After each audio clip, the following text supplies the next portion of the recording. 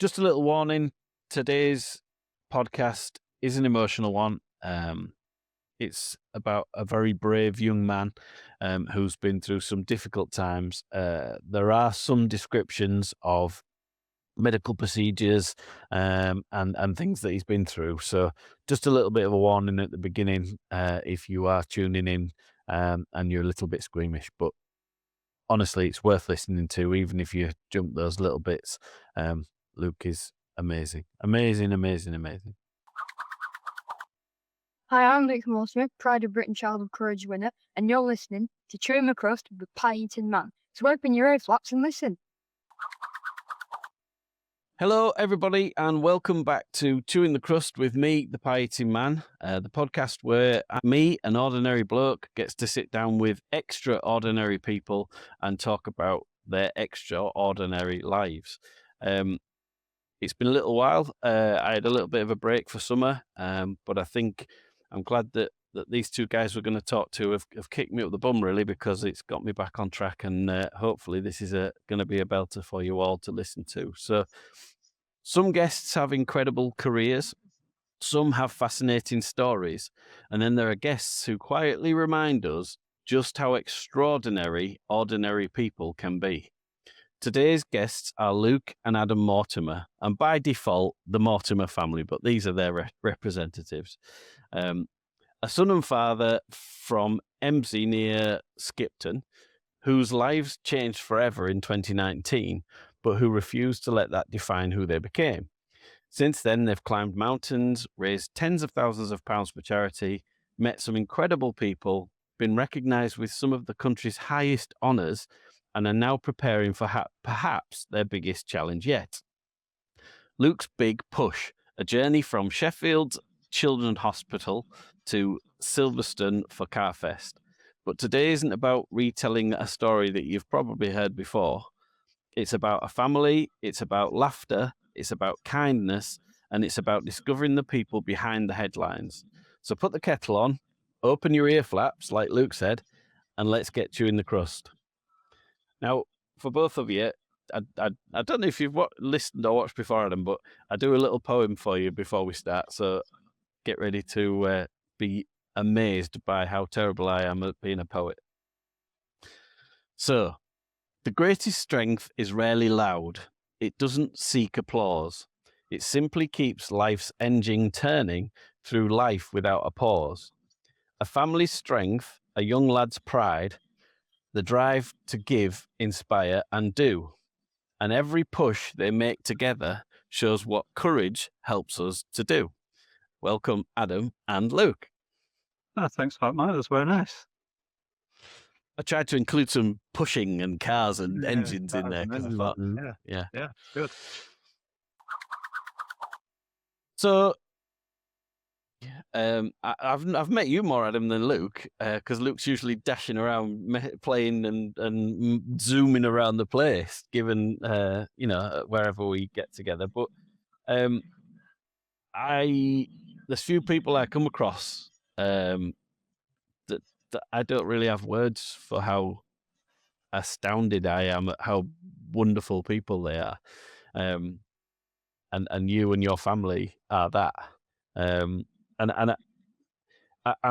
We're going to split this podcast into two, really, because I'm sure Luke is sick of talking about some stuff and sick of hearing about some stuff. So I thought if we talked about some interesting stuff for Luke and then we kick him out and then me and Dad can have a chat about other stuff. How's that sound, Luke? Yeah, sure. So I'm interested to know about you and your family, because when I've met you, you're just great. You're just a joy to be with. And I see Luke, and obviously Luke has challenges, but when you meet Luke, there's no obvious signs of that. And I'm really interested where that motivation comes from as a family. Gonna be completely honest, it kind of doesn't. Well, it's normally, because pretty much everyone in the family has got a relatively easygoing personality. I mean, Yeah.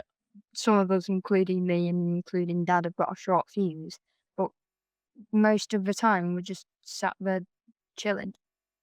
We don't really have much of a motivation, so to speak. It's just more of I'm a not taking that. That's a none. There's nobody I know who faces the challenges that you face who go out and climb mountains, mate. I'm sorry, but you have made of some special stuff. just an average Tuesday. Yeah, I think Luke's very. I don't know what the word is really. I don't think he really sees it sometimes. I think that obviously what happened in 2019 was obviously devastating. Luke went from a normal 7-year-old, and he came out of hospital as a quad amputee, and even in hospital, his drive to get up and do things, he was just always there. Really, he didn't want to lie in his hospital bed, and he got very bored, and very quickly sort of said, I want to be learning things. I want to be doing things, and I think he has got the drive. I don't think he quite. All right, let's flip it. Luke. Tell me some of the things as a quad amputee. Tell me some of the things you do on a semi-regular basis from an activity point of view, but also things that you've done since your life changed. Tell me some of the stuff that you do. Again, this is going to sound a bit weird, but like walking and running, I have a very different walk and run to most of the people.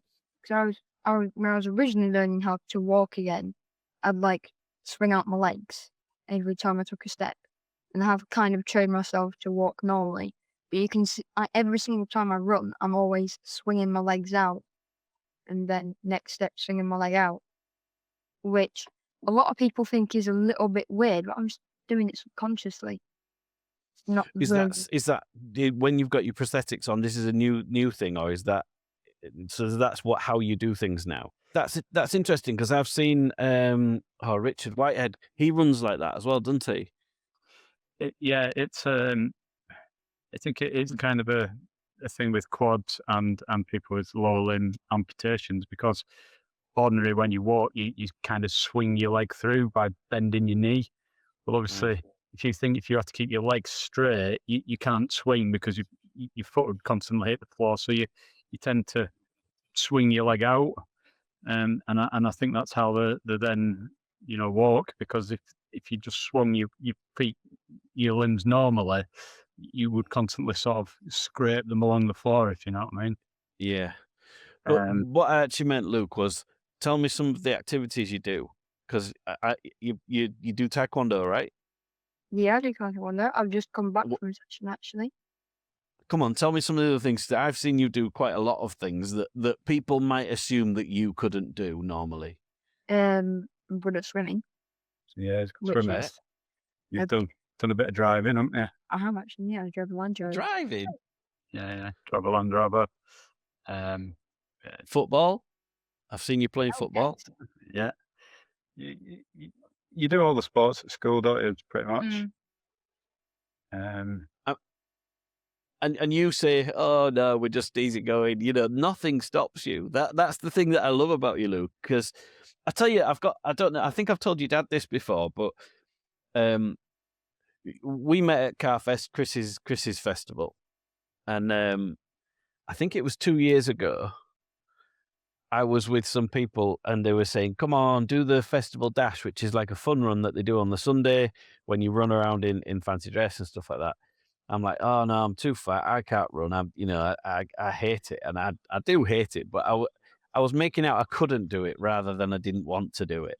And then you went and spoiled everything, Luke, because you went on the stage on the Sunday and Chris took you up and said, oh, this is Luke, quad amputee. He just did the festival dash this morning. I was like, oh, I've run out of excuses now. How can I say I can't do it when you do it? So then last year I had to go around like a great big sweaty mess and run around the thing because I said I would do it for you. So you have to blame for that. Yeah, it's done a few things. Like on the previous challenges we've done, Luke climbed up Empty Crag, which is sort of just behind us here now,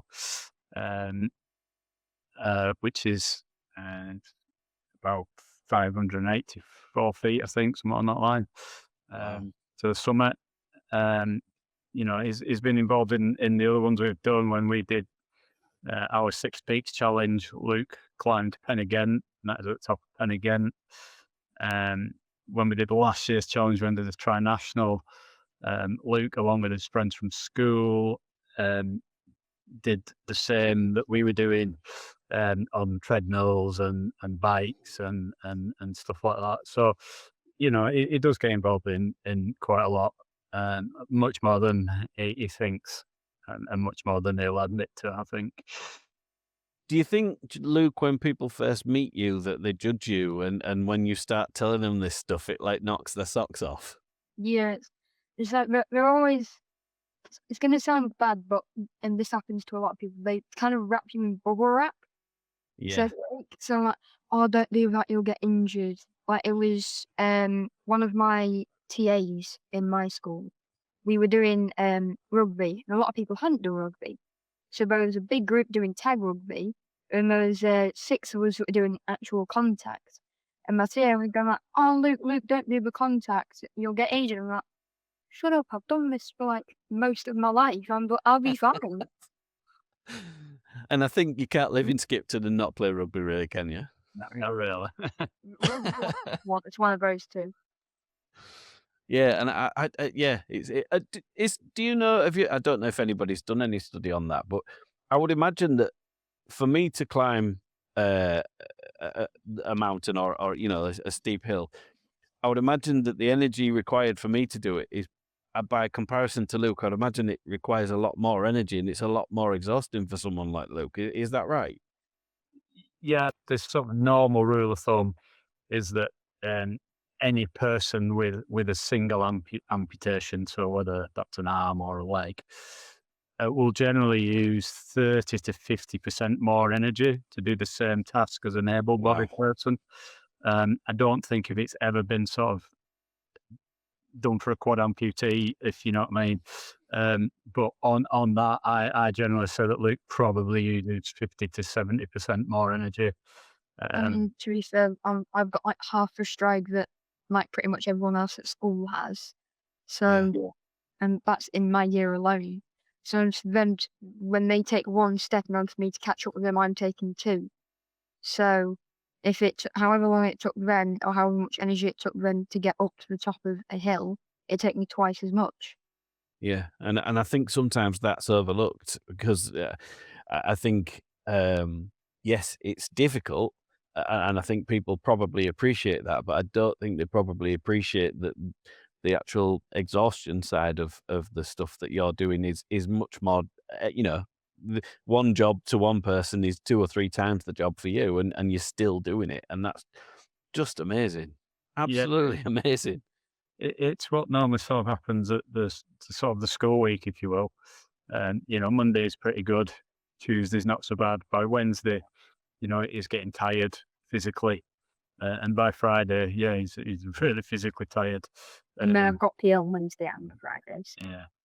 Oh, right, that's bad timing. And then, Saturday morning we do taekwondo. And then usually by Saturday afternoon and Sunday, the recovery days, really. And that's just a normal week. And that's, without doing anything other than just going to school and, and normal, I suppose, extracurricular activities, if you know what I mean. It's, everything is that much harder, and it has to do things in different ways, and it's not just the physical, because obviously when he's walking, a lot of his strength comes from his core because he's swinging his legs, so it's all sort of core work. Also very mental because he has to think about how he's picking things up or how he's going to cut something. I can't tell you how many times in the middle of the night I've reached to get a glass of water with just one hand and been like, Yeah. Oh, really? And then he's got to sit up and shuffle to the edge of the bed, and and again the mental thing comes. Even if Luke's in his wheelchair, it's the special awareness. It's like driving a car. If you drive your car for 2-3 hours, you get out and you're mentally tired. Yeah. he has that, as well as wherever he might again then get to, he's got to get out and walk. And I have one of those CPAP machines because I snore, and before I had it, they did some tests on me, and they were saying that I was waking up like 13 times an hour, even though I didn't properly wake up. I didn't open my eyes. I was surfacing from deep sleep, which is not a good thing. So, being not having to do that, sleep's so important, isn't it? And Luke's presumably waking up quite more like in a damaging way in order just to have a drink and then try and get back to sleep again. That interruption can't be good, can it? Nah. Also, it doesn't help, but it takes me like an hour to get back to sleep if I've been asleep. Yeah, So. well, that's because you were on your phone. Yeah. Sorry, Luke, I'm not picking. Hang on just a minute. I'll have me no drink for an hour before I go to bed. No, it's not my phone. Thank you very much. So that's all do. Yeah. Well, you don't mess with Luke. But so tell me, Luke, as well about prosthetics, because I think as well people don't sometimes realise the difficulties that are associated with that, because it's not just you're not just putting legs on and carrying on. I would imagine there's quite a lot of discomfort and rubbing and all of those kind of things. Tell me about that. See, I've got like pair of legs called sidekicks, and they're kind of like what I've got on now, but they're carbon fibre, and they used to be like right up my leg. They're not anymore, and they've got like a foot at the end. And then what people think is, oh, that'll just be as light as it is to normally have your legs, but I think it's actually a bit heavier considering I've got the inner shell, which is supposed to be slightly more comfortable, and then the outer shell of carbon fibre, and then the metal that attaches the foot to the leg, and then the foot. So yeah, I think, and even the weight distribution won't be the same as what your body has been learning for the past, the years before. Yeah, I think. I mean, obviously I've never worn prosthetics, but I think the difficult thing with prosthetics that people don't understand is that, my arm, when I move my arm, that to me and you, it kind of feels weightless. Do you know? Yeah. There's no weight there. However, if I held my arm out like that for 10 minutes, suddenly that it feels heavy, doesn't it? Yeah. And then I think with a prosthetic, it's effectively carrying a shopping bag because it's not something that you normally do. So I think Luke's body is kind of adapted to what he's got now. And then when you put a prosthetic on, it's like adding a weight. Do you know? Well, you don't have the muscles either, do you? I mean, in your forearm and your lower leg, there are muscles that help you do that. Well, there's no muscles in a prosthetic, is there? So no. So it becomes the only way I can equate it really is like I say, it's like carrying a shopping bag, and also for Luke, although he does get prosthetics, I think he finds that they are heavy, and sometimes he can't do what he wants to do as well in his prosthetics as he can out of them. And am I right in thinking, Luke, that because I would imagine they're not cheap either. So am I right in thinking that somebody came out of the woodwork thanks to Chris and helped you with that? Yeah. Mm-hmm. Yeah. How did that feel? Tell me about what happened when that happened. Tell me where you were and how you found out and what that means to you. I honestly can't remember. So we were at Gig in the Garden, and we went on stage with Chris and we did a little bit about Luke, and some of the people that were at the Gig in the Garden very generously, offered us some money to help us with prosthetic costs. At the minute, Luke's using some hero arms. They're about 15 grand an arm. Prosthetic legs at the minute from the NHS they're not the best, and that's no disrespect to the NHS. It's what they provide, but at the minute they're suitable for Luke's needs, if you know what I mean.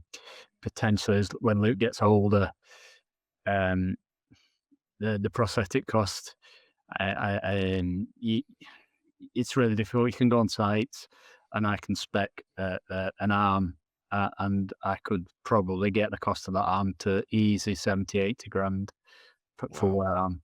And for legs, once you start getting into electronic knees and ankles and stability systems, you can get up it quite easily. Again, $250,000. You know, it's kind of like, you know, when you go buy your car and it's like, oh yeah, this car's 10 grand, but you know, then if you want aircon and a radio and you know, I don't know, leather seats, and suddenly that 10 grand car is 50 grand, isn't it? It's kind of the same with prosthetics. The basic, Everyone's game. yeah, the basic ones are, you know, they do what they do, but you know, if you want the extras, if you want the twiddles and the fancy, um, then yeah, the cost starts, you know, going up. And perhaps what people don't realise, or again, something you overlook if you're not involved, is every time Luke's body grows, the prosthetics that he's got don't grow with him. So Yeah. I would imagine he'll go, particularly, what are you now? You're 12 now, Luke? 13. 13. So over the next 6 to 7 years, you're going to grow in spurts, you know, quite a lot. And your dad's not short, is he? So if you're going to be something like the height of your dad, you're probably going to go through a few pairs. Is that right? Yeah, it's kind of, and again, from a parent point of view, it's obviously I want Luke to have, you know, the best of everything, if you know what I mean. And however, I am mindful that he does grow, and it's kind of keeping that balance between having something there they can use, because I want him to learn to use them, because it's easy for him to learn now than as an adult, and not wasting the money that, you know, with either fundraised for, or you know, has very generously been donated by, you know, by people that, you know, supporting Luke, and it's kind of a bit of a difficult balance, really. Do you, Luke, when you've been the various things that you've been to, and you've met people like, I mean, people like Richard Whitehead, I'm absolutely find it Richard Whitehead an inspiration. But who have you met that you've found to be inspiring, that you perhaps has changed your way of thinking? Um, You met a pretty cool person last year, right? yeah, I met Rock. Yeah. Dwayne the Rock Johnson. Didn't they say Jane? Did you? Yeah, I'm not gonna. I'll let you call him Jane, but I'm not, because I know he's frightened of you. So tell us how that happened. So it was. So with Pride of Britain, my dad told me that it was filming for a new show with ITV. What is it? I can't remember what it's called. We had a code. You made something up. Yeah, they made something up. I can't remember what it is. Top of my head. And so we went down to London to do some filming. And I'm sat in that hotel room. I just see in the reflection of the glass, is that The Rock? And then he turns the corner. I'm like, that is The Rock. He was bringing you room service, wasn't he? Yeah, man. But no one else can say that. No. And he's not very big, is he? I bet he's tiny and. Trying to compare to these muscles. Was he a nice guy? No, it was nice. Yeah. Yeah, it was nice. He stayed for a bit and chatted to us. And even when his PA was like, obviously going, come on, we've got other things to go to, he was like, no, I just need to finish talking. So, yeah. He gave us as much time as he could, and probably a little bit more, to be fair to him. You know, his PA was like, come on. And it was like, yeah, whatever. I'll be I'm talking to this guy. This guy's pretty cool. Did he ask you for your telephone number, Luke, so you can keep in touch? Sadly not, no. Oh, no. He probably knew you wouldn't give him it because you're too famous and important. You were asking for my autograph. Yeah, exactly. Let's talk about the big push a little bit. Whose stupid idea was that? That would be Dad. Come on, tell us what the big push is. So the big push, we're going to push what you said, the car from Sheffield Children's Hospital, which was the hospital that I spent most of my hospital time in. Yeah. Spent a bit in Airedale, which is our local one. And then we're going to push. Is it a Peugeot? Yeah, I suppose so. We're going to push a Peugeot that's been modified so it's lighter and it's got holes through it. From, like I said, Sheffield Children's to Silverstone for the start of Carfest. And do you get to be a passenger or do you have to push? I think I'm driving a bit. Well, yeah, a little bit of both. You're gonna push a bit at the start, aren't you? Yeah, And then which is do absolutely nothing but lean on it and be extra weight. and then a I little think you should have like a seat on the top of it with a whip that you can whip speed up. Go faster. you can go off Yeah. something, you know. Well, unfortunately, I think I might be one of the people that's getting whipped by the sounds of things. I think I'm coming to help at some point. Good lad. That's what we want. Volunteers. Yeah, definitely. So, yeah, I mean, that is one thing we should say is that we want some volunteers, but this is to raise money for. It's for we're doing it for the 6 Carfest charities. And how many people have you got pushing currently? Currently, we've got a core team of 9 at the minute. We were hoping for 10. We did have 10 when the lads dropped out. Unfortunately, can't get the time off work. We start on Sunday the 23rd of August. We're going to try and do, it's about 25 miles a day. It's 131 miles, Sheffield to Silverstone. Carfest Homes on the Friday. Hopefully we'll be there some point mid-afternoon. And then obviously we're doing the Carfest run as well. Hopefully with a car. So That's good. Yeah. So Well, I was just going to watch that. I've bought a ticket for it, but I was just going to watch it. So actually, I might sit in the car with you, Luke. Back in there for the sunrise. Hello, everybody. Pulls out. Go faster. Hi. Yeah. So I mean, and so how do people support that? I mean, of the people that listen or get involved with this podcast, how can people support you? the easiest way is we've set up a web page which is lukesbigpush.uk, and if you go on the web page, all the links to Luke's socials are on there. The link to the fundraising page is there. A little bit about the car, a little bit about the team. Obviously, like I say, Luke's Facebook, his Instagram, his YouTube channel. It's all on there. And hopefully we're going to have a webcam so that we'll be able to, do lives when we're pushing and hopefully be quite interactive this year, which is going to be a bit of a first. So that's going to be it's going to be fun. And what would you benefit from if anybody is on the route or going along? What can you help with it? I mean, obviously financial donations, but you have to drink some food and support and anything like that. Water, we're going to put the route up on the website as well, and if people just generally supporting. I mean, I think that'd be nice. When you get if you live near a hill. Can you come out and push? You come out and push, yeah. Yeah. Stop the traffic road, Yeah. So yeah, and if people are able, or if there's any sports clubs or whatever en route that can offer us somewhere to stay, again, that's something that we need. But not relishing, sleeping in a minibus for 5 nights with 9 other guys. But if that's what we have to do, that's what we have to do. So who's out of the 9 of you, who's going to be the one that keeps your spirits up, or is there a few of you like that? Are they quite good souls? Luke. They are good lads. I mentioned earlier we've done this will be our 3rd sort of big fundraiser.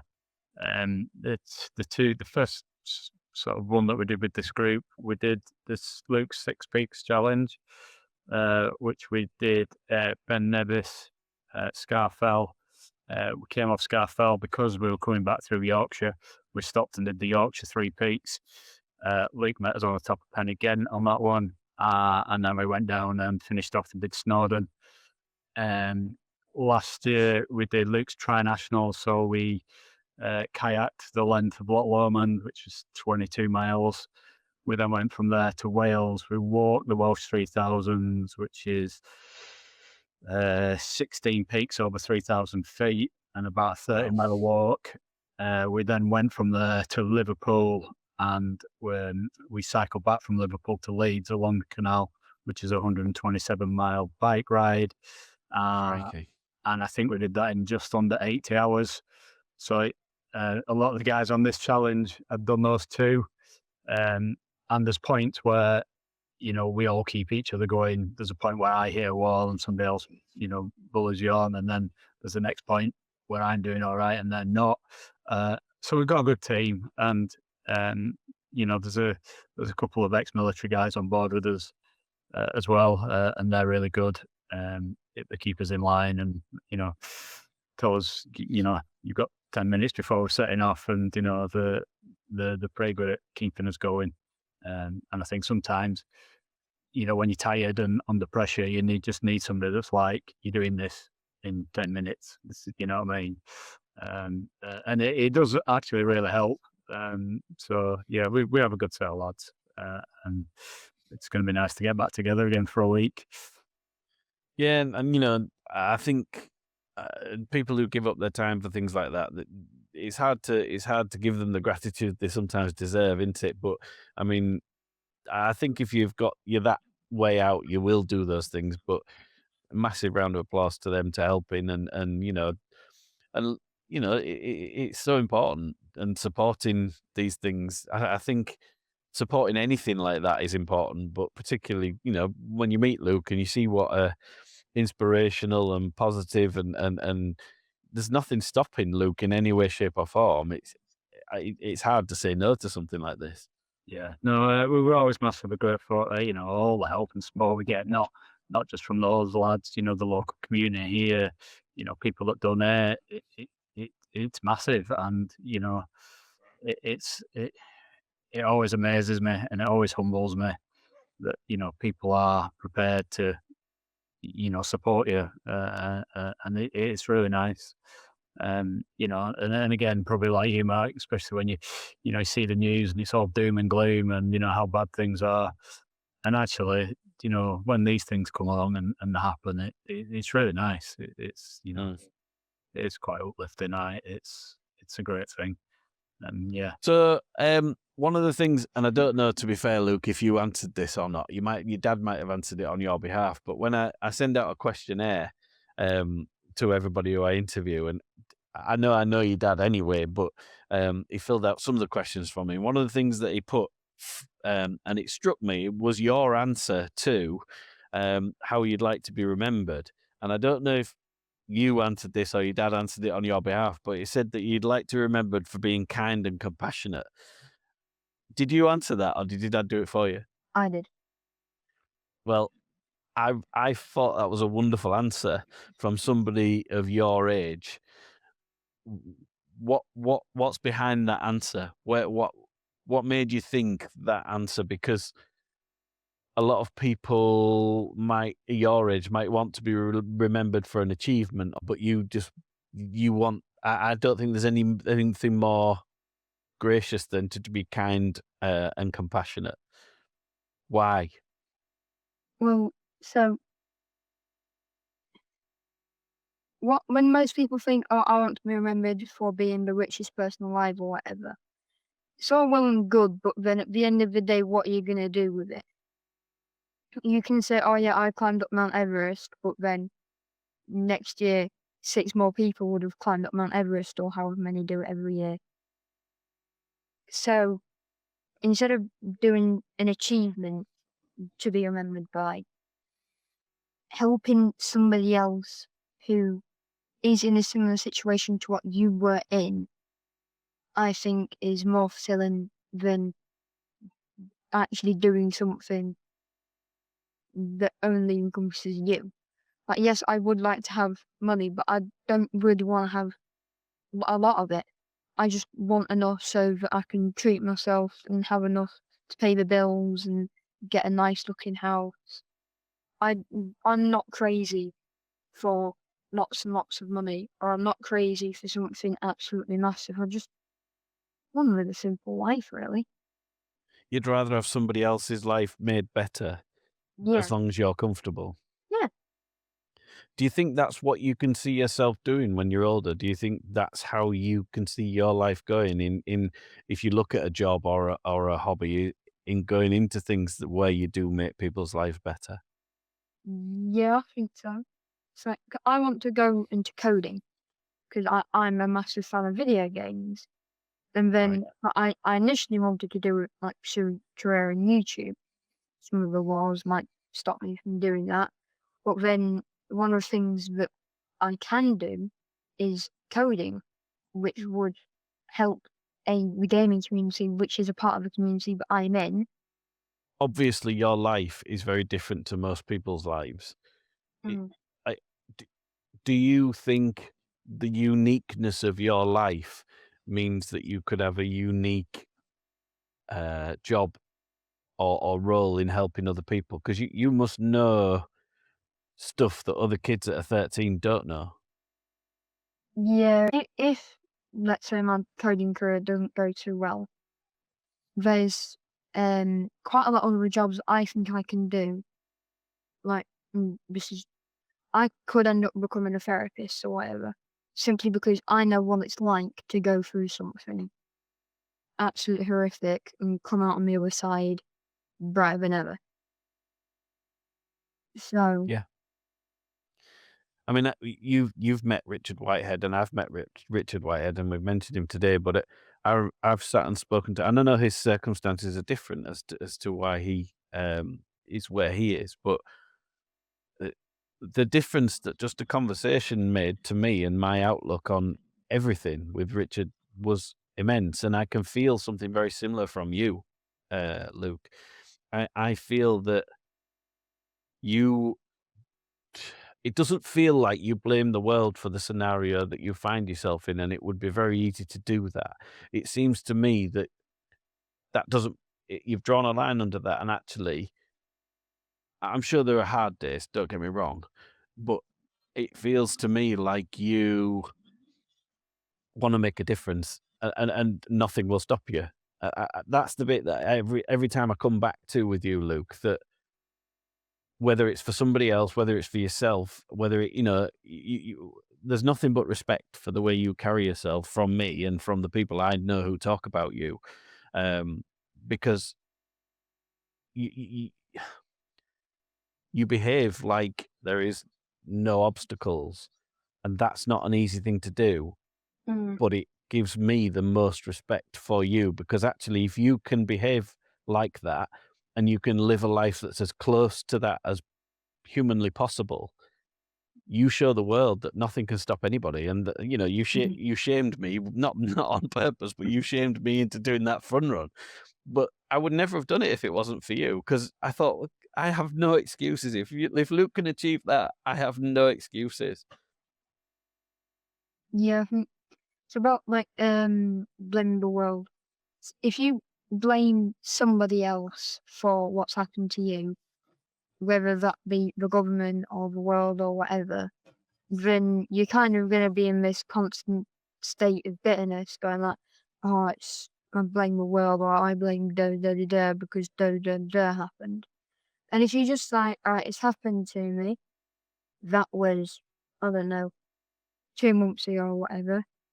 They've probably forgotten about it by now, and if they haven't, whatever.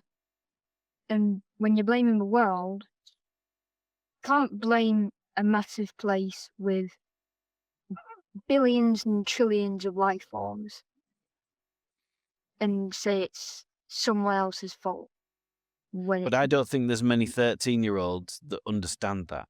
That's my point. And I think you've got a unique opportunity because you understand it at 13. In fact, I don't think there's many 40-year-olds understand that. And I think if you can understand that now, what you can do for the world in 10 years, I think will just be breathtaking. I think if you can influence people, like in passing, because you're brilliant, what a change you can make to the world just by walking down the street. Yeah, it's like I said before, I don't think he quite realises sometimes. It's the innocence of childhood, I suppose, isn't it? In a way. Well, I think that, and I think, I think, you know, like COVID. COVID is a good example. I think COVID happened to us all, and because of that, it's just COVID now. And like our grandparents, it was the war. The war happened to them, and no, they didn't walk around talking about the war all the time. But when you talk to somebody about their war stories, you think, "Oh my God, that happened." If there are people now being born who were not in COVID, and they'll say, "Really, that happened?" And when it happens to you, I don't think it feels quite as tremendous. And I wonder if Luke and your family to some extent, but particularly Luke because he's so young, he feels probably like that, and one day it'll dawn on him what an absolute hero he is. I wish I could be there, Luke, when when the penny drops, because you are a hero.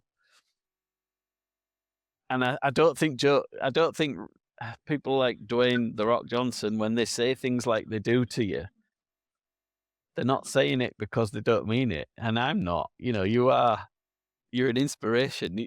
When my days are difficult, I think I don't have a right to think my days are difficult, because your normal days are probably more difficult than my difficult days.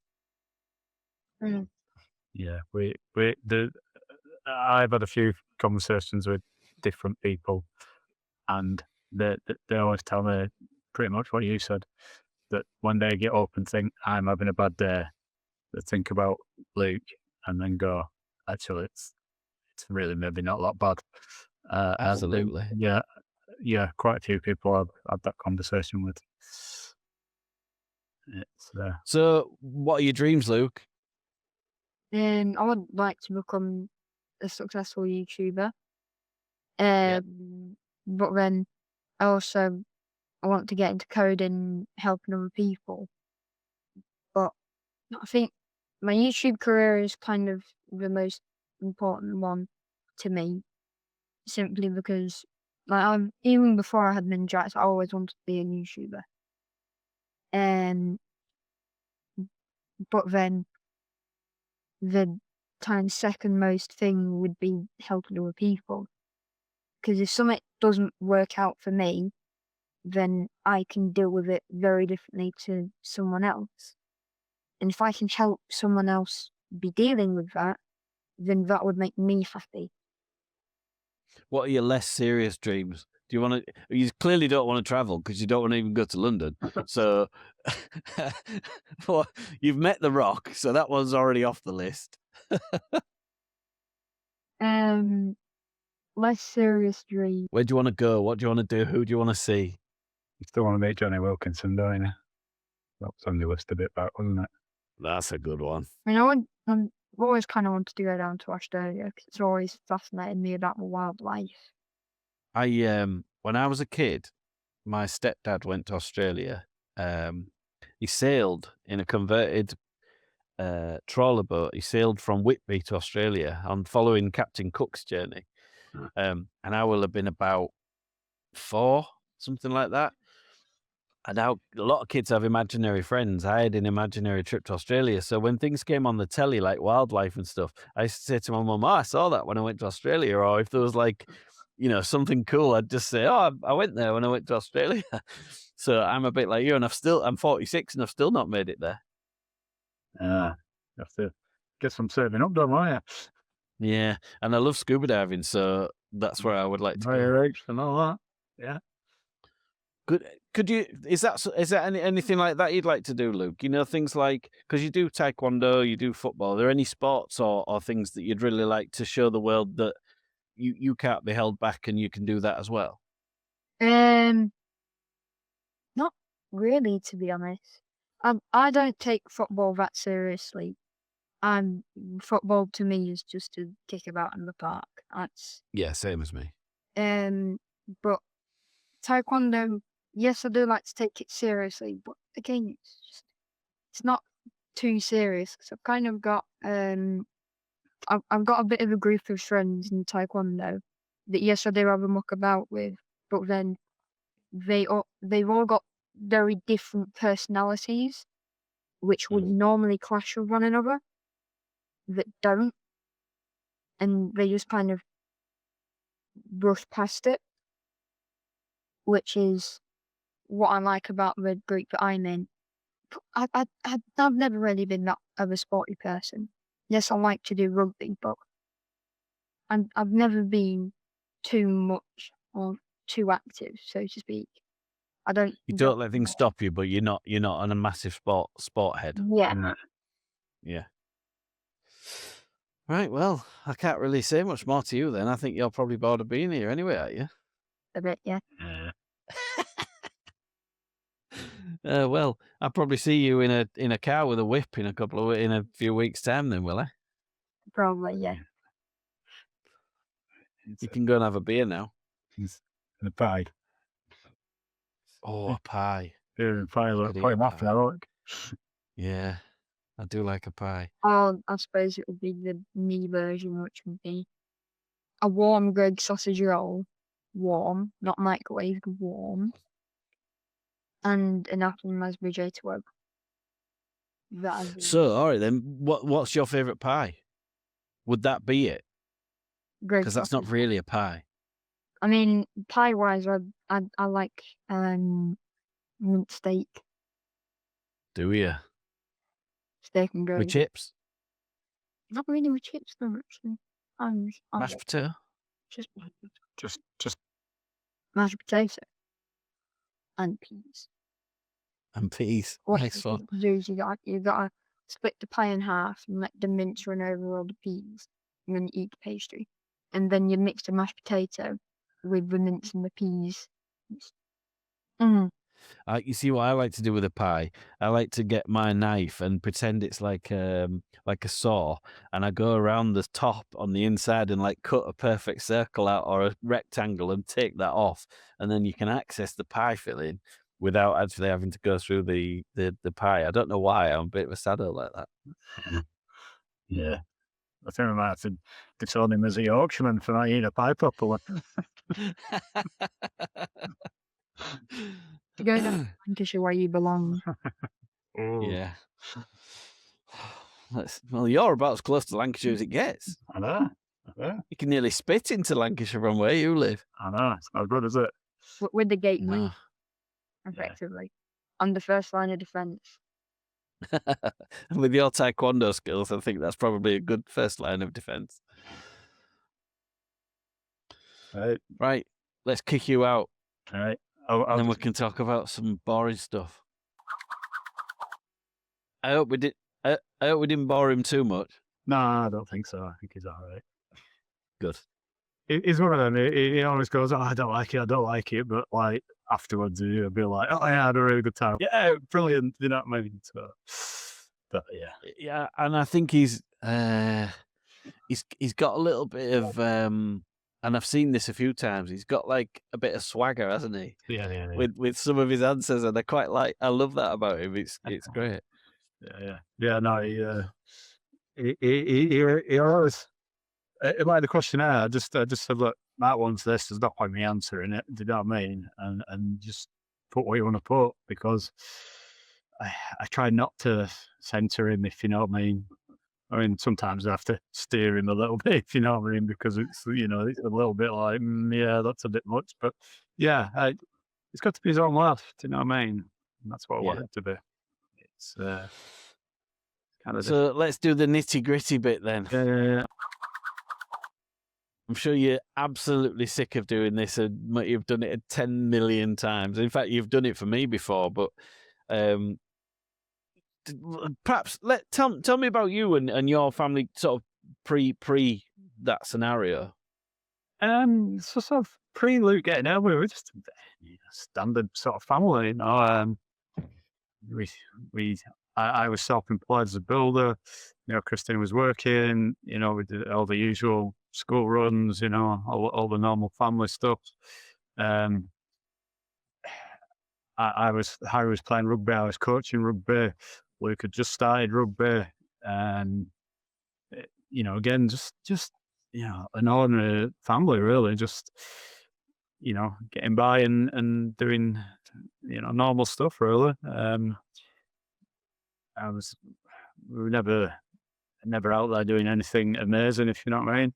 Um, Obviously, with the rugby club, used to help, various bits and bats, and or it's generally some sort of charity event going down at the rugby club for either a local charity or something on that line, raising funds for the rugby club, all that sort of stuff, really. We're just a steady, normal, everyday family, really. And then how did Luke's scenario sort of unfold then? Yeah, so Luke's scenario kind of unfolded. It was a Thursday. It was 12th of December, 2019. We got up. It was a normal sort of school day. We were getting the boys ready for school. I set off for work. Christine walked the boys down to school. She got to school gate with Luke, and sort of in the morning, Luke had complained that his leg hurt and he'd done PE the day before. He's just banged it or whatever. And anyway, she goes to school gate and then sort of thought, nah, actually, don't look too well. So she came back home with him, and she was a day on the sofa. Luke feeling under the weather, feeling a bit sick, and obviously it's coming up to Christmas at primary school. And you've got all the Christmas activities going on. The kids are generally at that point of getting ill. It's getting towards the end of term. There's loads of bugs flying about. So we just kind of threw it down to that. Luke spent the day, like I said, just on the side. He was sick a couple of times. I got home from work that night, and Harry was doing his year 6 school play. So I kind of literally walked in, sort of said hello to everyone, and pretty much got changed to go back out to Harry's last performance. So I went out to that and I watched that, and just as we were coming out, my phone rang, and I picked the phone up, and it was Christine. She said, Luke's not looking so good. I've rung 111. They're just going to send an ambulance out to check him over. So I got in, and I sort of got home just as the ambulance arrived, really. And the ambulance crew came in, and I was trying to sort Harry out and get him some tea, and he was like really excited from finishing his play, and it's like on cloud 9 like kids are.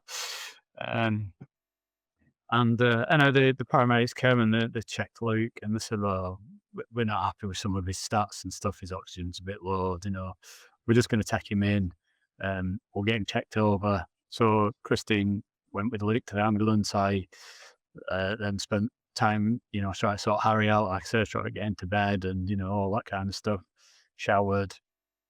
And then Christine rang me, and I was expecting it to be, they've seen him at hospital, he's got a bit of a temperature, or, run some antibiotics or whatever, and she was like, you better come. You need to pack me a bag, and you need to come down to the hospital. So I rang my mum and dad, and so I said, look, can you come and get Harry, because Harry's 10 at this point. And I said, Luke's 6, right? Luke 7. At that point, yeah. He just had his birthday, so he just turned 7. And my mum sort of came in, and she's like, well, what do you want me to do? And I said, well, you can stay here. Do you know what I mean? I'll be home, and at some point. I said, but I don't know what time I'll be home. So my mum said, well, tell you what, I'll just take him up to our house, and he can, we'll sort him out. He can sleep. We'll take him to school tomorrow. We'll sort it all out, as parents do. And I was like, great, that's brilliant, Mum. So I then set off to Airedale, our local hospital, and I get there. I find out where Luke is, and he's in his own little cubicle. And obviously I went in, and they just told us then, they said, look, we think Luke's got meningitis. It's, it's as serious as this is, like, quite bad. And they basically said, look, we're trying to find him a bed somewhere at a children's hospital. The options at that point were obviously Great Ormond Street, Manchester Children's, Leeds or Sheffield. And then they also said that they've run the Embrace team, and the Embrace team is basically it's like a mobile ICU ambulance. And she said they're coming, and whichever hospital they will obviously take him to the hospital. So we then got told that we had a bed at Sheffield. The Embrace team turned up, and they basically induced him into a coma at our hospital. And obviously, we have to give Luke, a kiss and a cuddle, and, not really knowing what was going to happen from that point on, whether he'd survive, not survive. The ultimate parent's nightmare. Yeah. And obviously at that point, the rash was coming on his face and on his arms, and skin was getting more blotchy. So then, obviously, Christine went in the ambulance with Luke down to Sheffield. I followed in the car. When we arrived at Sheffield, Luke was straight into ICU. He was on, I don't know, 10 or 12 drips, probably more at that point. And whilst we were in Sheffield, they confirmed that he had meningococcal meningitis, septicaemia, type Y, which normally is the outbreak that you get at colleges. Doesn't normally affect the younger kids.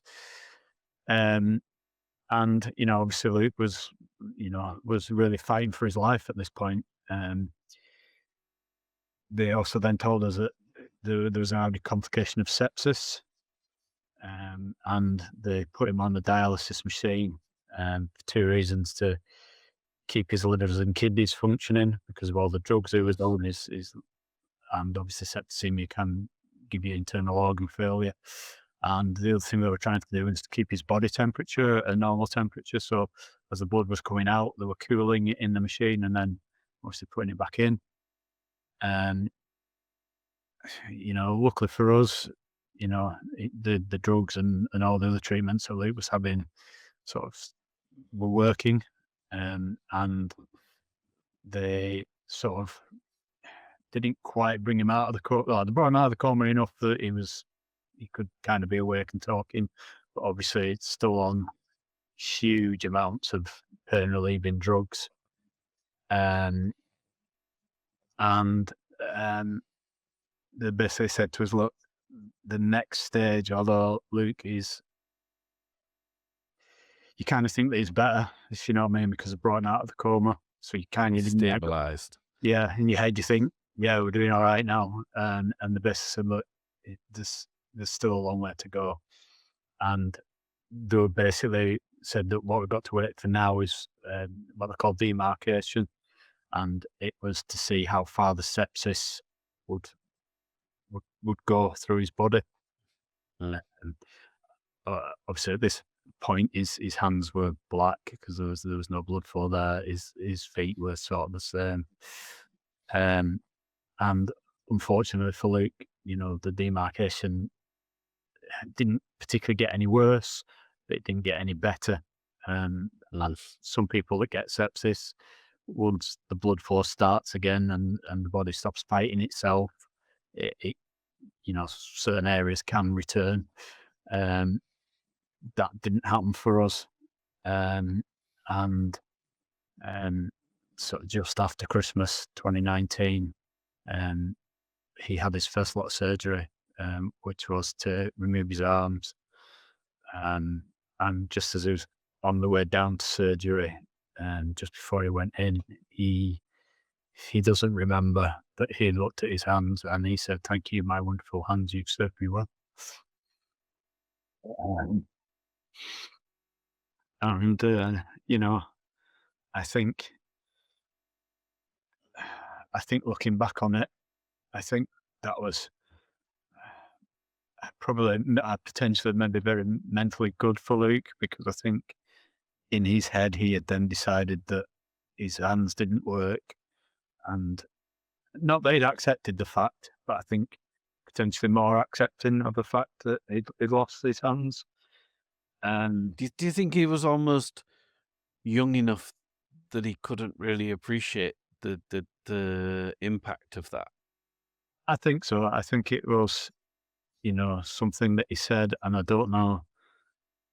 I don't know if it was the drugs, or I don't really know. But Because obviously, I can, it's almost it feeds into his sense of humor as well, doesn't it? Because he yeah, almost he talks like that, doesn't he, when you speak with him?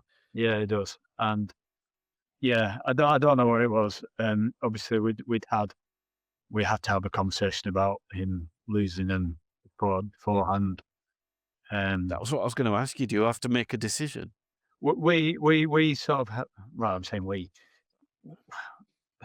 Luke knew that his hands weren't working. Um, you know, he knew that they were no longer functioning for him.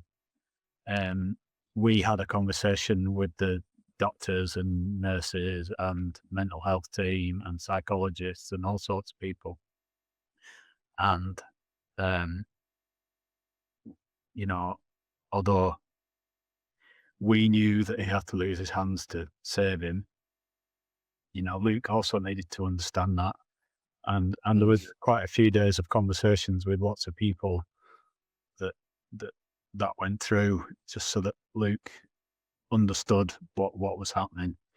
And presumably, without losing them, it would have been much Yeah, worse. effectively, because you've got no blood flow, your flesh starts to die, and then obviously as that flesh starts to die and it rots, that then affects the good flesh next. It's like a piece of meat. Once Poison, basically, isn't it? yeah, once bit starts rotting, that rot just spreads, and the only way you're going to stop it is to cut that rot off and throw it away, and that's basically what we did. And again, unfortunately for Luke, not massively long after he lost his arms, we had to make the same decision about his legs. And when he was in surgery for his legs, um, his right leg could have been amputated below knee, which I think is what they initially did in the surgery. But then when they moved on to his left leg, they realised that he'd have to go through knee. And they rang us mid surgery and said, "Look, what do you want to do? We could match his right leg to his left leg, or we could save more of his right leg." And we sort of said, "Look, what does that mean?"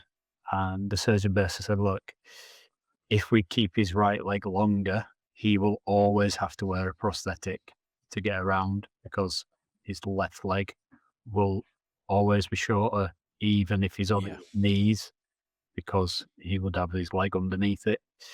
Yeah. And they said from a mobility point of view, without prosthetics on, his legs would be better if they were the same length. So we kind of made a decision to equal his legs whilst they were still in surgery. And although that was a very difficult decision to make, especially because at that point, obviously, we couldn't talk to Luke about it. He was unconscious in surgery, and we didn't have a lot of time because obviously surgeons can only keep people under anaesthetic for so long. So we were under a bit of time pressure as well. I think, again, looking back now, it was the best and the right thing to do. At the I think time, it's given it because for those who've never seen Luke, y despite only having a leg from the knee up, he can walk, can't he? And he's I think it grants him an independence that he wouldn't have had without that. yeah, definitely. Um, but again, see, obviously this was completely all new to us at that point. But yeah, I think, yeah, looking back, definitely the right thing to do. Unfortunately for Luke, when he came out of those surgeries, um, obviously if they were amputating my arm or your leg, what they tend to do is they'd sort of peel the skin back, cut the arm, and then bring the skin back to cover, um, what they've cut. Obviously because with Luke's sepsis, they couldn't do that. So Luke actually came out of those surgeries like bandaged up, with effectively open wounds under those bandages. And then for the next 10 weeks, Luke had 23 surgeries. He was going in, some weeks he was going in Monday, Wednesday, and Friday. And so on a Monday, they'd skin graft sort of the front here and off his back and cover some of his limb. On the Wednesday, they would do the other side. On the Friday, they would move back to this side. And they eventually couldn't take any more skin sort of from his torso. So they ended up shaving his head and taking it off his head. But yeah, that 10 weeks was just horrendous. It was in, huge amounts of pain. Surgeries, like I said, every other day, no rest. I mean, it was all tough, but that seemed like a real tough thing. And in between all the surgeries, they were obviously trying to start little bits of physio to keep his joints mobile. Obviously by this point he's laid in a bed for nigh on 2 and a bit months. It's all taking his toll. Obviously he had to strengthen his core to be able to walk and sit up, and sort of everything Luke does, the strength comes from his core for walking, sitting up, all that kind of stuff. And we kind of look at it again in that sort of time period. Kind of Luke started coming back. He was becoming the boy, not the boy he was before, obviously, but mentally the boy he was before. He was assigned a hospital teacher, and she came one day. I think it was in between a couple of surgeries, and she was like, "Oh, we'll just do something simple. We'll just do some reading, or we'll not do anything too taxing." And anyway, she said to Luke, "Oh, we'll do some reading today." And Luke's like, "No, I'm bored of doing reading. I want to do some maths." And yeah, so that I want to do something. Because for the rest of the time, there was not a lot I could do, obviously, and we were reading to him, and people would come and see him and speak to him and read to him, and I think he was just like, "I don't want everybody to read me anymore. I want to get on and do something."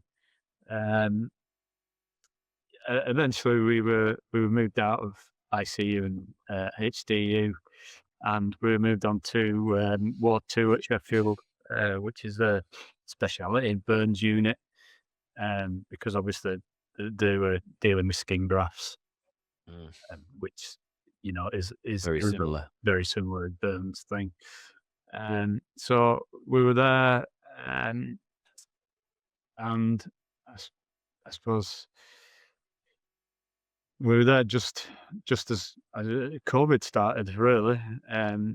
So at that point, Luke was still doing a lot of physio, a lot of rehab.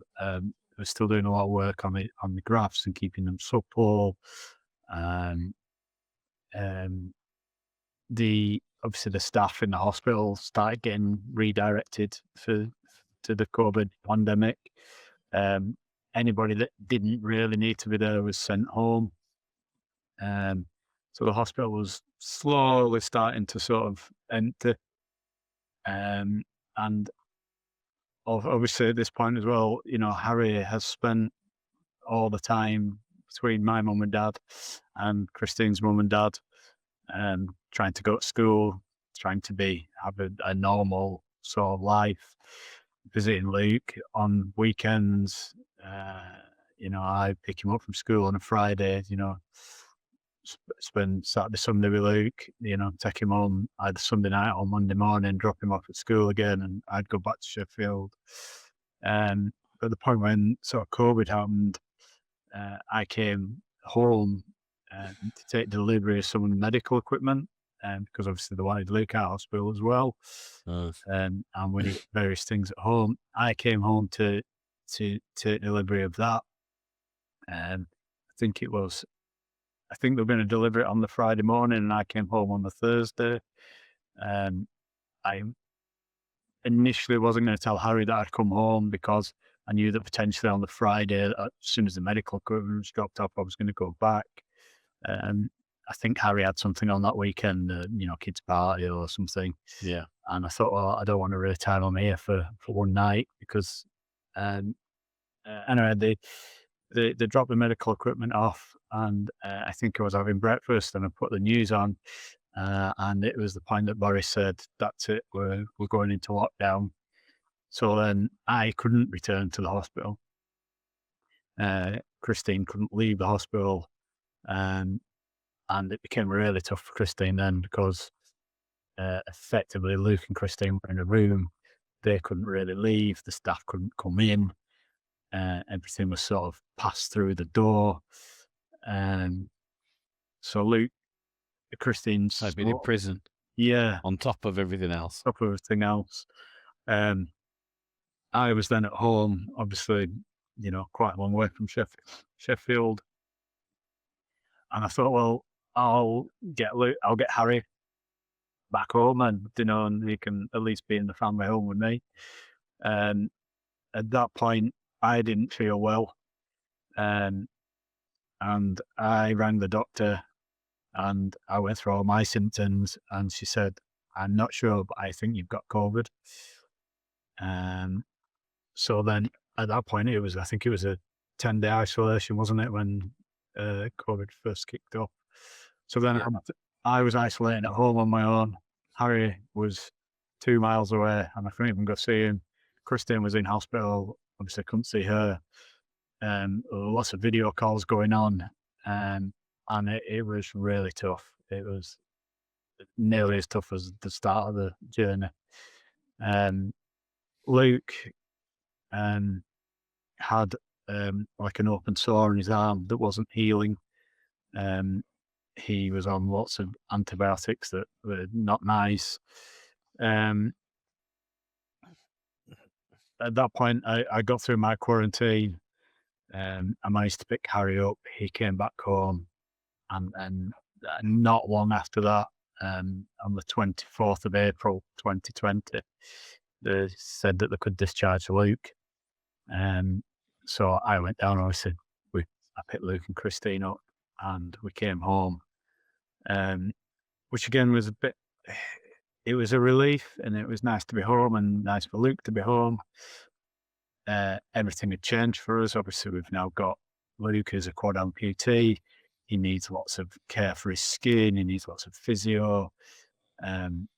We couldn't really access any of that because, again, the nurses, although they could come visit us, they couldn't come in the house. They couldn't actually do anything with Luke. So we had to learn all Luke's physio and all that kind of stuff. And again, it's a bit of a double-edged sword. It was nice that we were at home, and it was kind of nice it was COVID because nobody could come visit us. But on the other hand, it was really bad because nobody could come visit us. So again, We needed help. yeah, we needed help but couldn't access it. And Do you think that element of it made you as a family just kind of make it? Do you think it made you stronger, and also do you think it made your involvement in Luke's illness and future probably more strong? I think it did. And again, it was really hard because we had to be the physios, and we had to be the ones that pushed him to,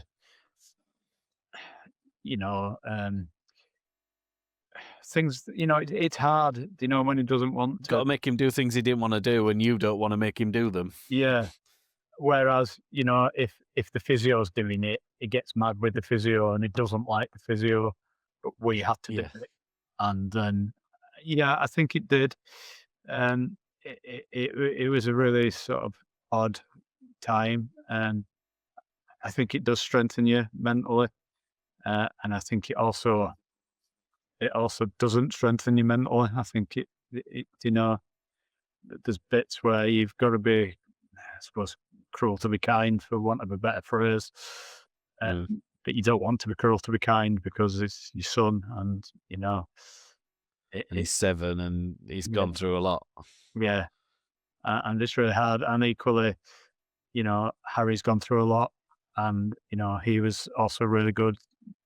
Sometimes Harry could get Luke to do stuff that we couldn't get him to do because his brother. Do you know what I mean? They do seem to have a good relationship.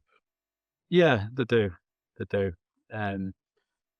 And I'm really glad, because it's, spending 6 months apart, it could have gone the other way. You know what I mean? Mm.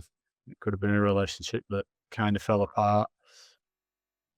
Harry still finds it hard sometimes because there's a lot of time, effort, and kind of, I suppose, money as well goes towards Luke. Tension.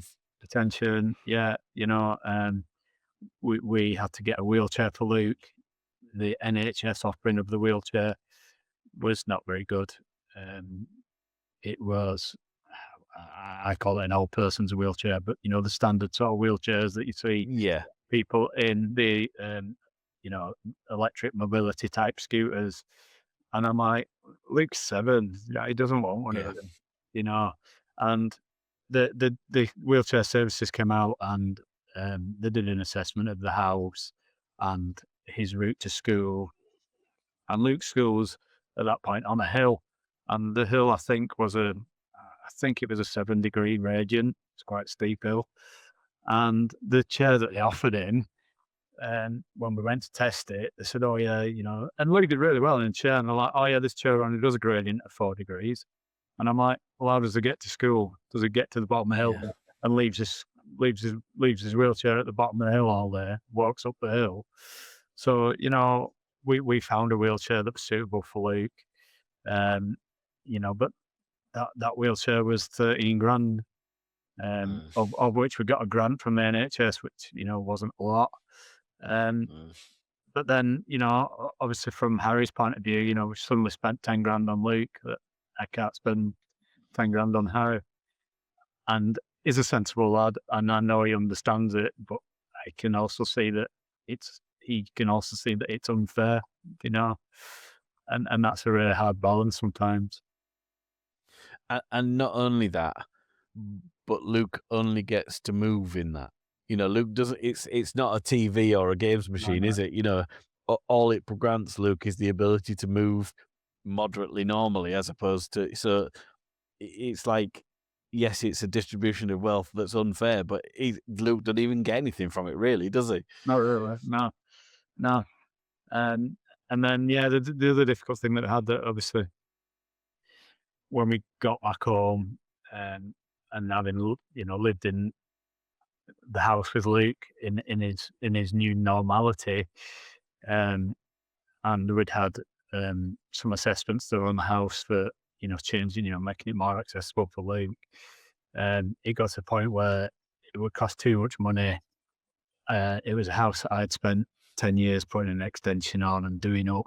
And they were like, "Look, we're going to have to rip your new kitchen out. We're going to have to rip your new bathroom out." And I was like, "Do you know what? I can't face that. If you'd have come 5 years ago when it was all the old stuff, you could have done what you wanted." So we ended up having to sell the house. We had to move. We found a bungalow, much more suited to Luke's needs. But then obviously we then had to start again in that bungalow, modifying it, changing the bathroom, changing the kitchen. So Awful that you're a builder, but yeah, but yeah, still hard work. And again, that got to the point where it got too much. I couldn't do it. We got Luke's bathroom done I think we did Harry's bedroom just because we were trying to do something for Harry as well. And then just money, time, obviously having to look after Luke. At that point, I'd stopped work because obviously I was self-employed. I hadn't worked for 6 months. My wage, obviously, as a self-employed, it can be up and down. That doesn't help when you're trying to pay bills. So we decided Christine would go back to work because she was in a paid employment, and I was doing school runs and looking after Luke. So yeah, even doing the house got on top of a minute, and we were quite lucky that band of builders came in and helped us, get the house finished off, so that actually, when Luke came home, he wasn't coming home to a building site and bare plastered walls and all that kind of stuff. Was this friends of yours then that came and did that? So Band of Builders is a charity that is set up for builders or people that have been in the building profession that basically either them or somebody in their family has had something major happen, and a bit like DIY SOS. yeah, kind of, yeah, very similar Without the cameras. without the cameras, yeah. But yeah, Band of Builders help anybody that's in the building trade that before That's brilliant. before anything that's happened to them or their family in adapting houses and all that stuff. Yeah. DIY SOS, no cameras. There's so many questions, but you as a parent, you're always expected to be strong, aren't you? Yeah. Are there ever moments, or were there ever moments when you just thought, I don't know how to be strong? Yeah, so there's quite a few, especially at the beginning. And I think you kind of just have to bury it, and be strong in front of Luke or Harry or whoever it was, and privately you have to then go, and you fall apart behind the scenes. I think one of the things I've learned from a lot of the people that I've spoken to on the podcast is that obligation seems to be the thing that helps to get you through. Because you've got to look after Harry, you've got to look after Luke. You're there for each other as parents as well. But I think I can only think that's what keeps you sane, that you've got another job to do tomorrow and to sort something out. I think it is, and I think even now it's still the same, really. I think that I'm going to call it a distraction. It's not always a distraction, but I think it's you've just got to get up and go, right, I've got this to do today, I've got that, and this is my list of things that I need to get through, and you get through the things that you need to get through, and it I suppose in time, I don't say it gets better, I suppose maybe it gets easier, and you have less time worrying about things that you did before, and yeah, you just need that thing and that goal. And I think when he came out of hospital, we had various goals, obviously, for him to be able to walk, and then for him to be able to eat, and then for him to be able to get dressed, and toilet, and you just work towards the goals. And I think that's all you can do, because you can't take in all the other stuff. It's too much. And I think, I presume, I know you said it sort of lessens, but I think probably that is, and I could be wrong, but it's the importance of the thing probably reduces, isn't it? Because at the very beginning, it's life or death. Then it's injury or less injury, and then it's eat or don't eat, but I can still feed him. And those things all are slightly less bad than the day before, presumably. Yeah, I think that's it. It's we were in a position where Luke might not have been here. Yeah. We could have lost him, and then we haven't, and that's a massive, huge win. And like I say, I think everything else from that is then it's never as bad. and it's really odd. He fell over at school a couple of weeks back. Well, I was saying a couple of weeks back, middle of May, maybe.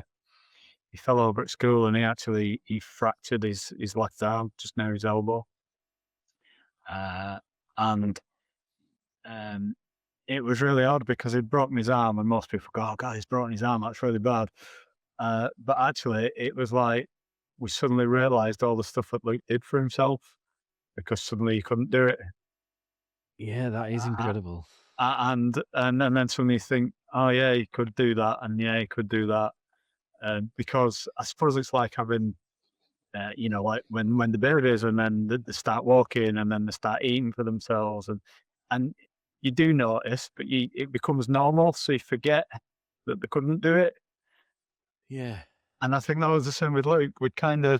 He did so many things that were massive milestones when he hit them, but then because now he just does them, you'd kind of forgotten that he could do that. And then it's only when he suddenly couldn't do it that you thought, my God, he used to do all this for himself. We've come so far. Yeah. It's kind of a bit of I don't know, a bit of a reality check maybe, yeah. Yeah, look at all this stuff that he does. What does it involve as well?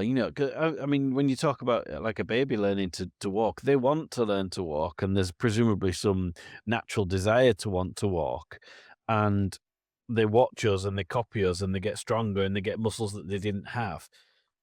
Learning to teach a child of 7 or 8 to walk with limbs that are different to yours and with an independence that is far greater than an 18-month-old or a two-year-old. How does that work? How do you teach? Do you learn together? Kind of, yeah. It was, obviously it was almost kind of a bit like a baby walking when he learned to walk again. He kind of, obviously, the first thing was to be able to stand up, and balance, and then And presumably you've got to wait till the point where it doesn't hurt, because there must be a point where that hurts. yeah, and equally, even when he did first stand up, you've got to think he's standing on the end of his femur, which is not a natural load bearing. Well, it is a load bearing bone, but you know what I mean. Your foot. But the skin on the bottom of your foot's hard, isn't it, and all that stuff. So yeah, and some of that was skin grafted as well. So it's like there was lots of things, and yeah. So I suppose the first thing was him standing up, and then it was being able to stand up for 30 seconds, and then a minute, and then he had like a little walker. So then it was like shuffle the walker forward and take half a step, and all that kind of thing. And But even that's hard if you haven't got hands. yeah. And I think the thing with Luke was we are really lucky. He's two things really. The meningitis. So meningitis is obviously an infection of the fluid that's in your spine and around your brain. That meningitis. We were really lucky that didn't affect Luke mentally, because it could have done. And I think the other thing that we're really lucky is really positive, and he's really determined. And I think the combination of those things helped Luke. And actually, one of the things, once it's all learnt to walk, actually, one of the things that kind of really helped Luke was that I think one day he wanted to go and do something. It was when we were in the old house, and he wanted to go up to his room to play on his computer or do something, and he hadn't done the exercises that he was supposed to have done. So Christine's like, "No, you're not doing that until you've done this."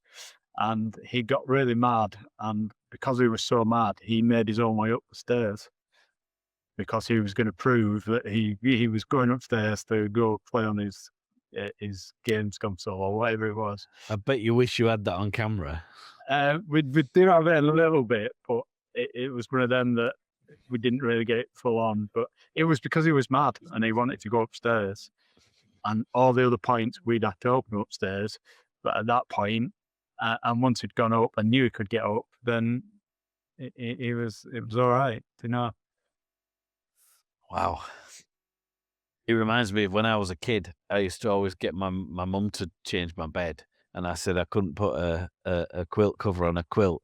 And apparently one night I woke up in the middle of the night, sleepwalked, turned my entire quilt cover, my sheet, and everything inside out, pillowcases, and from then on, she said, "Well, you can do it yourself from now." So I think there's a little bit of that with Luke. You know, if you can get up there, you can take yourself up there. Put yourself up there. So yeah, it's like I said, I don't know, we've always tried to be positive. Yeah, there's days where you know it's horrible and we all fall apart.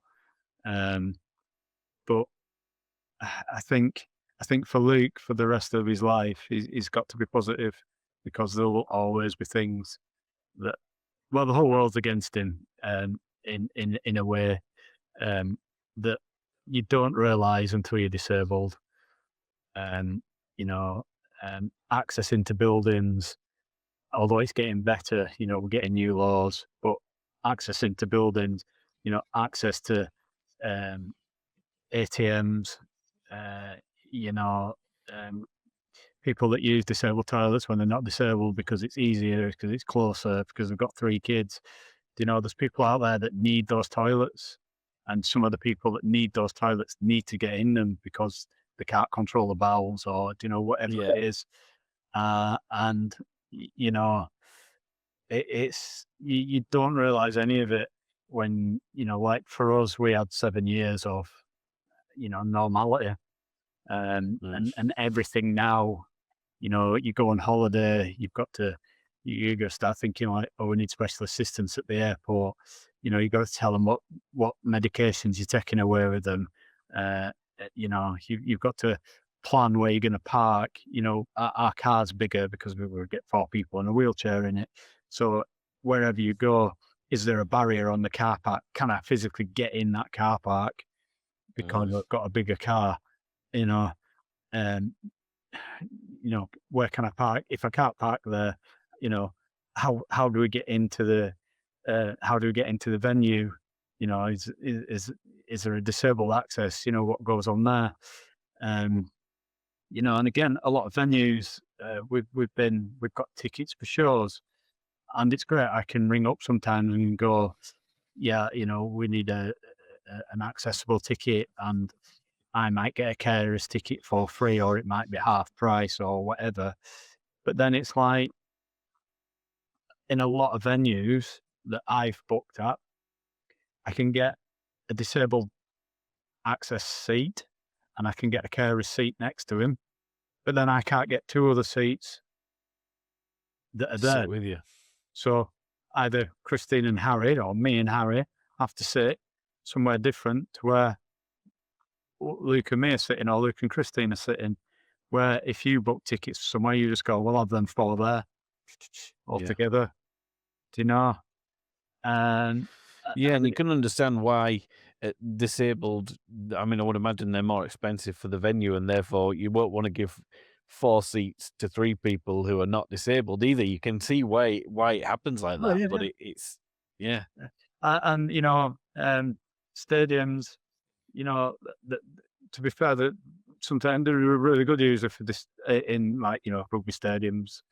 But then again, sometimes the disabled seats, the pitch side, which is brilliant sometimes because you can get autographs and, you know, but you don't you get can't see the game. can't see the game. Do you know? And Yeah, and you know, if it starts raining, you're not under the stand either. You know, you sat right at the front, so if it's raining, you're getting wet. Do you know? where have you been? Where it's been amazing?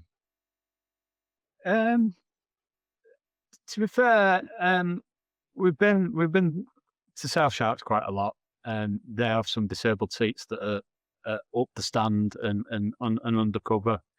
In 2 of their stands, they seem to be really good. Um, there's I'm just trying to think where else we've been. I'll probably say Sale's probably the best, to be fair. There's a lot of places that we go where, you do get quite well looked after. It is getting better. What tends to happen sometimes is obviously the usual. There's a queue. Do you know what I mean? And we can bypass the queue, or whatever. And people moan about it or whatever, and you can hear it. It is getting better out there, but it is still quite hard. There's lots of things that you've got to think about. A normal trip out for us, it's almost like going back to having a baby because you've got a load of wheelchair, you've got to have a spare battery. We've got to take, Luke's cutlery so he can eat. Sometimes we need to take his plate with us, and it's not always. And that's hard for him as well, isn't it? Because you yeah. to some extent you stick out a bit, and Luke is, if he doesn't have his legs on, for sure, it's quite obvious that he's got difficulties, and I spoke to a lady a few weeks back about people in wheelchairs, and when I talk to people in wheelchairs, I try to crouch because I like to be at somebody's eye level, but equally I don't like to look like I'm talking to a child.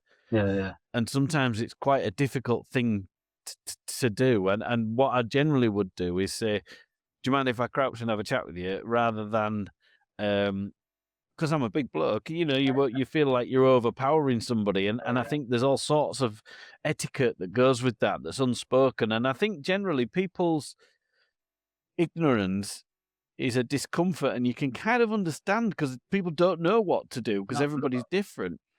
But equally, to have a bit of decorum and don't look at people like they've got two heads. Yeah, I think most people that I've met, and I think Luke would probably say the same thing. It's like you said, just ask. Yeah. Just ask what's the best thing to do. I mean, we get it a lot because obviously we arrive somewhere and Luke could be in the wheelchair because obviously he generally struggles with doing a distance, if you know what I mean. It tires him out. But then when we get there, Luke can get out of his chair and walk. And we go places and people are like, oh, we'll move this chair out of the way because they expect Luke to sit in his chair. And I'm like, no, you don't need to do that. We just need somewhere to park the chair. And it's difficult because equally there were people that can't get out of the chair, and actually moving that chair so they can get to the table is absolutely the right thing to do. But just ask, would you like us to move the chair? Yes, please. Would you like us to move the chair? No, actually, it's all right. It'll jump out. Yeah. And it's a really difficult thing because, and I'll say, I'm quite honest, 5 years ago, I was in the same boat. I never had to think about any of this. Yeah. So to me, it was like you arrive at a restaurant, you go and sit down. That, it's easy, isn't it? And I understand it's difficult. And it is difficult for people to get their head around. It's difficult for me to get my head around, and I'm sort of 5 years into it, if you know. I think the difficult thing that we have sometimes is you can't be very spontaneous because you've got to plan everything that you do. You can't just suddenly go like if Christine came up here now to, oh, let's go for a walk. Yes, we could, but then we've got to ensure that like Luke's battery's charged. Do you know what I mean? Like, where are we going to go? Can the wheelchair fit down? We live in. I didn't know Luke took batteries. Yeah, but the other ones. And we live in a lovely little village. However, like most places in the UK, not massively designed for cars. So, people in the car think they're doing the right thing and they park half on the pavement and half on the road. And then, somebody's got the garden and they've got a bush growing over the hedge, but the bush is not trimmed at the side of the pavement. So the bush is overgrown. And suddenly, the only way we can get past is to be in the road. Yeah. And it's just like... And even down to, people saying, oh, we'd love to meet you for a meal. Should we go to this pub? You can't just go to the pub that someone wants you to go to if you can't get in it, can you? Yeah, exactly. Yeah. Or, again, not too bad for Luke, but, if the toilet's upstairs and there's no lift or... Yeah. And like I said, there's a lot of places that, But even toilets, yeah, toilets are not really designed for smaller people, are they? no. And, places are getting better. And it's, we live in near Skipton. It's a lovely place, but it's kind of, it's an old town. A lot of the buildings are, that medieval onwards, Yeah. they're all old, they're not, they've all got stepped access, we're not It's in not like, the flattest of places either, is it? no. And, you know, shops are trying and places are trying, and it's just not always brilliant, and Mm. even sometimes when you get into a shop, a lot of the time, Luke will just sort of sit, unless he really wants to be in there, he'll just sort of sit at the front in his wheelchair, because actually getting round the shop in a wheelchair when they've got, racks of whatever, they just think, oh, well, a person can walk down there and that's fine. But, like a wheelchair and then being able to turn it at the end, it doesn't work, you know. What has Luke taught you? Well, as Luke taught, he's taught me loads of stuff, I think. He's taught me, I think, a lot about resilience and I think inner strength. I think he has a huge inner strength that I'm not entirely sure where it comes from, if you know what I mean. Um, I, I think I'd like to say that obviously, me and Kristen are positive and, we're always trying to look at positives. But yeah, he has a lot of self-belief and, um, I think like we've alluded to that he does a lot of stuff and he inspires a lot of people and he doesn't really know yet. He doesn't Mm. he doesn't understand that bit of it, I don't think. The irony is there's not many people out there who want their children to go on and have a YouTube career.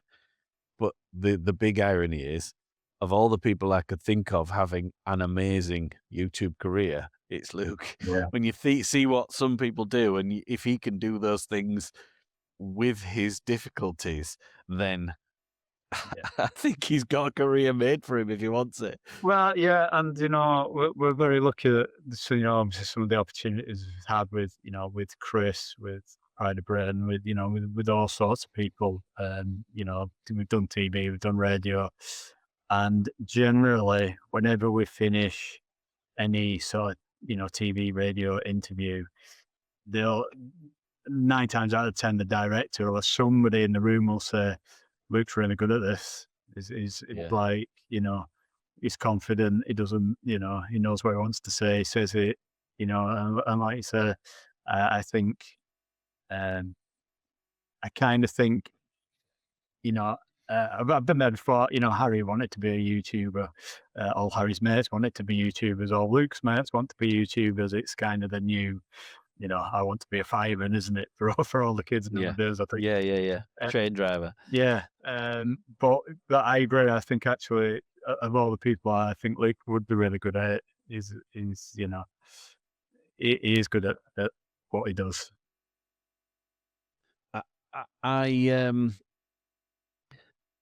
I imagine that there are certain questions, and I've probably asked some today, that you're absolutely sick of answering. Let me ask you, what are some of the questions you wish people would ask you?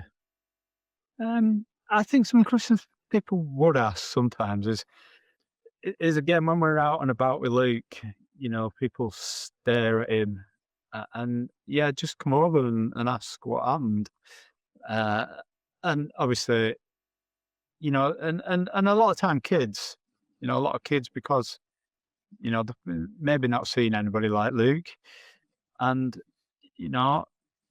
I have explained to kids, obviously not in the graphic detail that I've explained to you.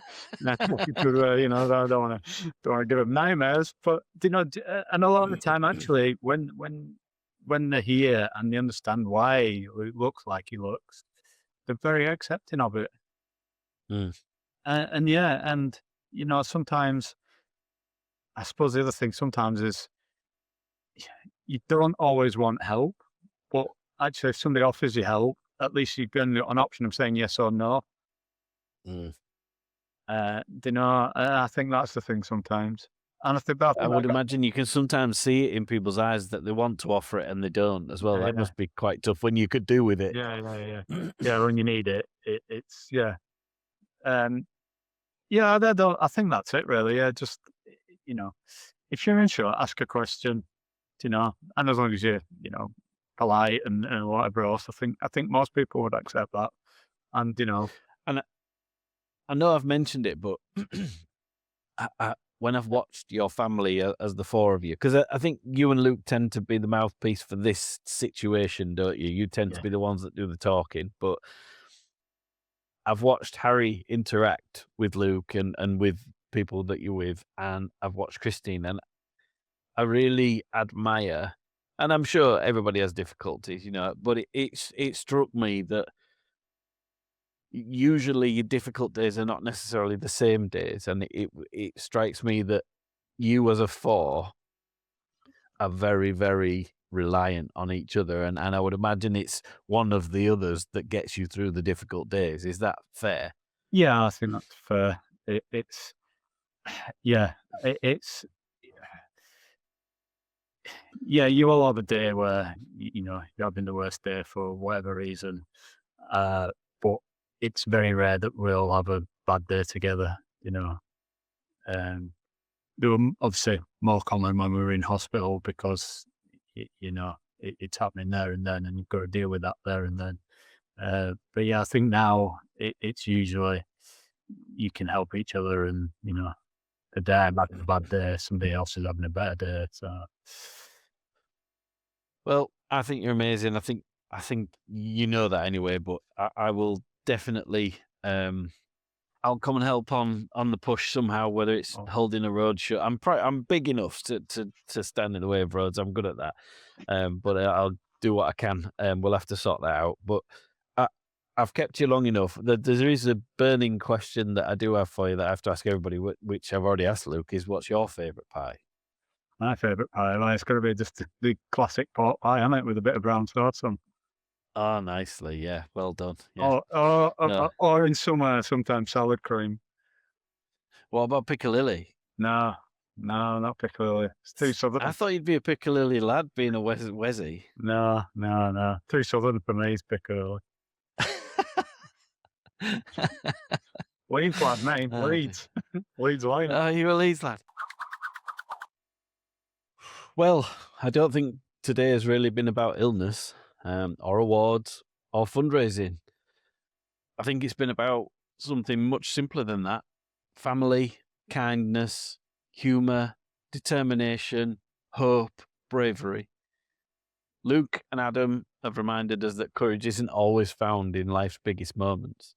More often than not, it's found in the quiet determination to keep going, to keep smiling, and to keep helping others along the way.